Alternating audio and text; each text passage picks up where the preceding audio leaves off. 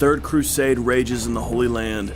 Richard the Lionheart has retaken most of the Palestinian coast, but he's just withdrawn from a march on Jerusalem. Saladin, Sultan of Egypt and Syria, sees an opportunity to strike back. Having endured a series of defeats at the hands of Richard the Lionheart, Saladin is determined to seize the advantage and drive the Crusaders from the coast. The Sultan's plan: attack the port city of Jaffa. However, when Saladin launches his army, Richard strikes back, and more quickly than even the Sultan could have anticipated. The results of this crucial showdown at Jaffa in 1192 will determine the outcome of the Third Crusade.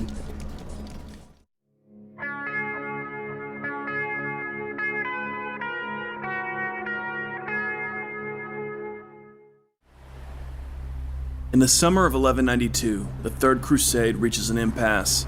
In July, King Richard declines to attack Jerusalem, which is held by Saladin. At this point, Richard has retaken much of the Palestinian coast, but Richard's refusal to besiege Jerusalem highlights his dependence on his fleet for support and shows that Saladin is in firm control of the hinterland. By now, the war has gone on for years, and both the Christians and the Muslims long for an end to the hostilities. Richard asks for terms. The Sultan sends his brother Al-Adil to ask Richard to demolish Ashkelon, a coastal fortress on the doorstep of Egypt. Richard refuses.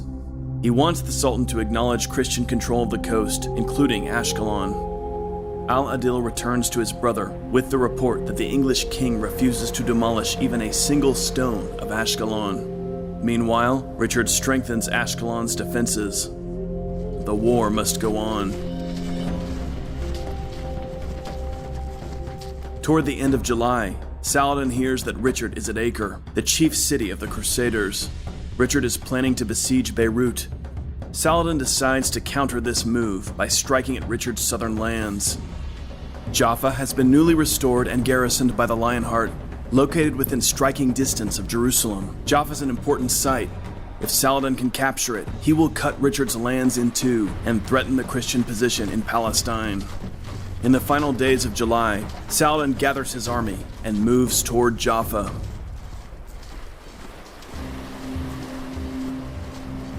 Meanwhile, at Acre, Richard is with his army preparing to besiege Beirut when he receives word that Saladin is advancing on Jaffa. Quickly, Richard assembles his war council. He instructs his nephew, Henry of Champagne, and the Grand Master of the Knights Templar to assemble the Crusader forces and march down the coast from Acre to Jaffa. Meanwhile, Richard himself, with a small detachment, sets off with his fleet for Jaffa. Richard knows that time is of the essence. He doesn't want to wait for the land army. He wants to get to Jaffa as soon as possible. July 28, Saladin arrives in full strength before the walls of Jaffa.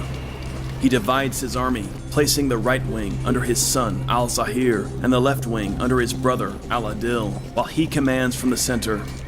The Sultan fully besieges the Christian stronghold. Muslim sappers begin working to undermine the walls. Jaffa's defenders are in a difficult situation. Their numbers are few, but the city is well defended with newly built walls and towers. Over the coming days, the fighting is fierce. Saladin's troops manage to collapse part of the curtain wall, but the Christians build a huge fire in the breach, preventing the Muslim troops from crossing over. Ibn Shaddad, Saladin's servant and biographer, writes admirably of the courage of the Christian defenders. He says the Christians left open the gates and stood in formation, fighting in front of the gates.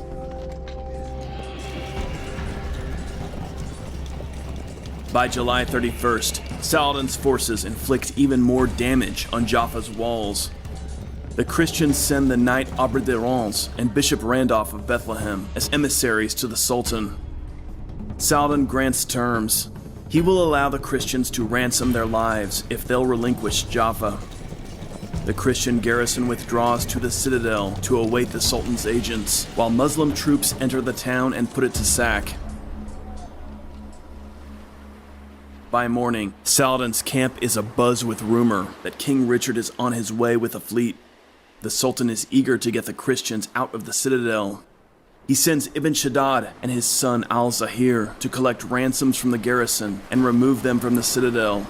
Meanwhile, Saladin is confident that his troops on the shore can prevent the Lionheart from making a landing. On the morning of August 1st, Richard's first ships begin to appear off the coast, announcing their arrival with the braying of trumpets. Ibn Shaddad approaches the citadel and demands that the garrison evacuate. The Christians agree. 47 horsemen emerge. Ibn Shaddad collects ransoms from each of them, documents their belongings, and sends them on their way. However, at this point, the defenders realize that Christian ships have appeared on the sea, and they decide to hold out. Ibn Shaddad says that he watched as the garrison troops climbed up onto the walls with their shields. Seeing this, Ibn Shaddad realizes that the situation has changed dramatically. He turns to one of his comrades and says, "Take care, the enemy have changed their minds." In the next moment, Frankish horsemen emerge from the citadel and charge through the Muslim troops standing outside. Ibn Shaddad's first-hand account of these events is quite gripping. Meanwhile, Richard the Lionheart's fleet approaches the shore of Jaffa. At first, the king and his companions are distraught, for Saladin's flags are flying over the city. It's a devastating sight. They're too late. Jaffa has already fallen. However, the king and his men are amazed when they catch sight of a man swimming desperately through the waves toward the ships. Richard's knights help bring the man aboard. It's a priest, and he has risked his life to deliver a message to the king. "Sire," says the priest, "the town has fallen, but the Christians hold out in the citadel. Please, go to their aid now before it's too late." When Richard hears this, he grabs his Danish axe, raises it high, and shouts, "By God's calves, Saladin will never take the Christians." With a small force of knights and archers, Richard jumps into the surf and rushes onto the shore. Ibn Shaddad personally witnessed this stunning amphibious assault and describes it in his biography of Saladin. The King of England hastened to gain the shore. The first galley to deliver its men on land was his. He was red-haired, his tunic was red, and his banner was red, as was his device. In only a short time, all the men from the galleys had disembarked in the harbor. All this went on before my eyes. They then charged the Muslims, who withdrew before them and were cleared out of the harbor. I was on horseback, so I galloped as far as the Sultan and gave him the news. The two envoys were with him, and he had just taken his pen in his hand to write their guarantee of safe conduct. I whispered in his ear what had happened, so he stopped writing and kept them busy in conversation. Hardly a moment later, the Muslims came fleeing toward the Sultan, who shouted to those about him, and all mounted their horses.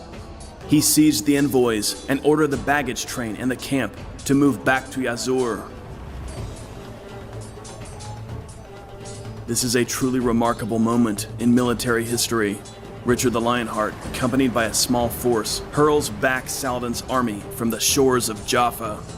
The king himself is at the forefront, wielding his axe against enemy troops. Having secured the shore, the Crusaders now enter Jaffa itself. Richard is the first to set foot in the city, charging up a spiral stairway through a Templar house. With his knights, the king storms through the narrow streets, battling hand-to-hand with enemy troops.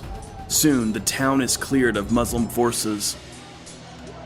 Topiko Supremo, purong kape. I have a question for you. Which one is the real me? Is it me? Or is it me? Alright, yeah, I'm the real Anthony, but it only took me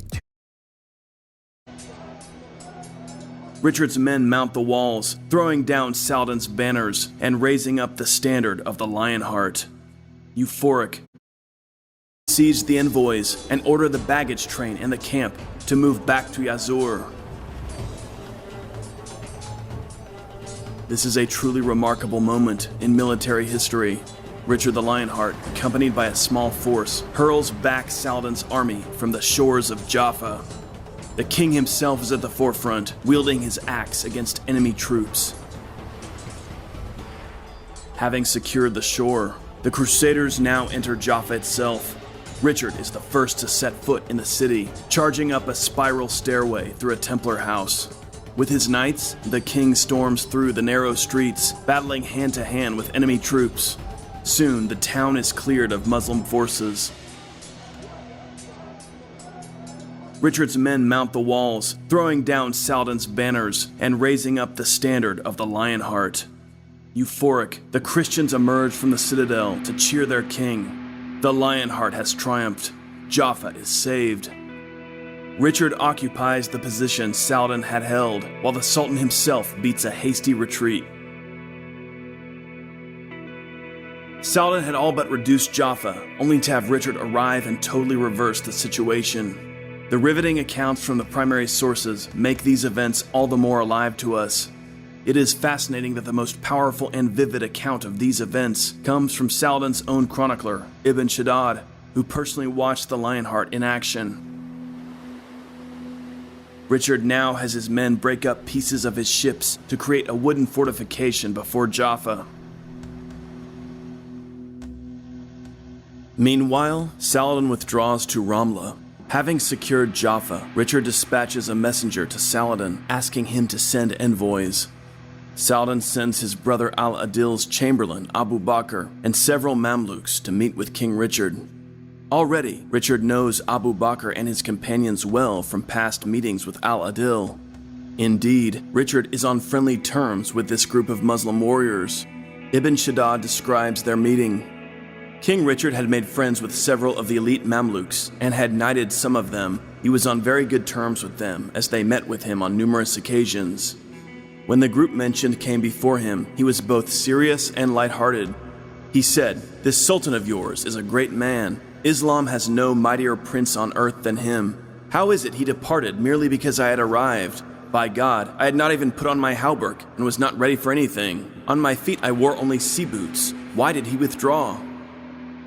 Here, Ibn Shaddad provides us with a fascinating glimpse into the subtleties of the Lionheart's personality. Richard is a highly capable diplomat. Simultaneously, he compliments Saladin while emphasizing his own capability in battle and the extent of his victory at Jaffa. All this is to encourage the Sultan to come to terms.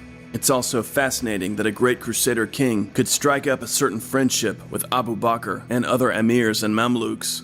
Before Abu Bakr departs, Richard asks him to greet the Sultan for him and to urge the Sultan to come to a peace. Meanwhile, at Ramla, the Sultan learns that Henry of Champagne and the Templars are moving south from Acre to reinforce the Lionheart. Saladin decides that he might still turn defeat into victory. Jaffa is damaged, and Richard holds it with only a small force. If the Muslims attack quickly, they might overwhelm the king before the main Christian army arrives. On August 3rd, Saladin departs with his army for Jaffa. But King Richard is preparing for this. The Lionheart organizes his small force to hold the city. The Gesta Regis Ricardi, written by one of Richard's followers, describes the king's formation. Amid wooden palisades, Richard arranges the infantry in a shield wall. Each man holds a long spear aimed forward with the blunt end planted in the ground. Between each of these spearmen, Richard places a crossbowman. Each crossbowman is assigned 2 crossbows and an assistant to help him load one bow while he himself shoots the other bow. Meanwhile, the king himself leads a small cavalry force containing so few men that the Gesta names each of them individually. Incredibly, Richard is about to fight this battle with between 10 and 20 mounted knights. This is confirmed by Ibn Shaddad.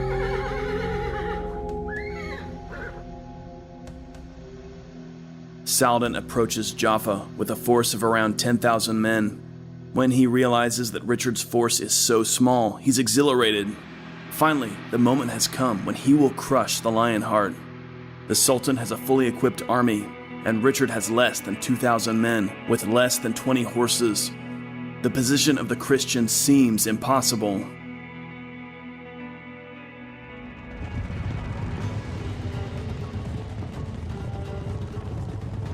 Immediately, Saladin launches the attack. However, as the Turkish horse archers rush at Richard's formation, the Christians hold firm. The Sultan's initial attacks are repulsed. Again, Ibn Shaddad's description is powerful. The enemy stood firm and did not move from their positions. Like dogs of war, they snarled, willing to fight to the death. Our troops were frightened of them, dumbfounded by their steadfastness. The number of their cavalry was estimated at most as 17, and at the least as 9, and their foot was less than 1,000. Some said 300, and others more than that. The Sultan was greatly annoyed at this, and personally went around the divisions, urging them to attack and promising them good rewards if they would. As the battle progresses, it becomes clear that Richard has made good use of his limited resources. Repeated attacks from the Turkish cavalry fail, and indeed, the Christian crossbowmen are picking off Saladin's riders with every charge. Soon, Saladin's troops fall back and refuse to obey the Sultan's orders to attack. This infuriates Saladin, who is horrified to see his army failing before such a small force. The Sultan rides up and down his ranks, demanding that his men fight, but they refuse. At this point, King Richard decides to attack. Leading his 10 or 20 horsemen, he charges the Sultan's lines. This is one of the Lionheart's finest moments. Despite being terribly outnumbered, Richard and his knights inflict serious damage on Saladin's army. The Gesta Regis Ricardi provides a vivid account of the action. The king and his men realized that the Saracens were not going to do anything else. When they were unable to bear this half-hearted and evasive strategy any longer, the king and those who had horses put spur to horse and with lances couched, charged powerfully into the thick of the enemy, throwing them down to the right and the left, emptying saddles of their riders and transfixing some of them. Richard's decision to charge is no accident. He recognizes the collapsing morale of Saladin's army and understands that the Sultan likely won't be able to counter a cavalry attack from the Christians, however small it may be. The king's charge further demoralizes the Muslim host. When it's all over, Richard does something to further expose Saladin's inability to control his own forces. Ibn Shaddad describes it. The King of England took his lance that day and galloped from the far right wing to the far left, and nobody challenged him. The Sultan was enraged, turned his back on the fighting, and withdrew to Yazur.